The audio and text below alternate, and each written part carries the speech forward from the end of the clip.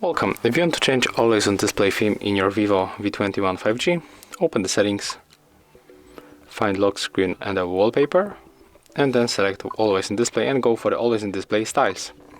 Next, if you want to set up the different style, you can pick this default, but I would like to change set up my picture. So we have to select this one and select sticker, then scroll to the right and pick custom. Click right here. As you can see here, we can set up our photos. I would like to go with this screenshot, and I'm going for this Netflix icon.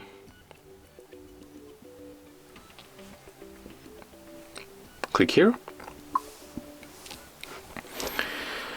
When you're here, we can also click here one more time to open it, but let's leave it like that. Click apply and take a look right now. Our theme has changed. And that's all.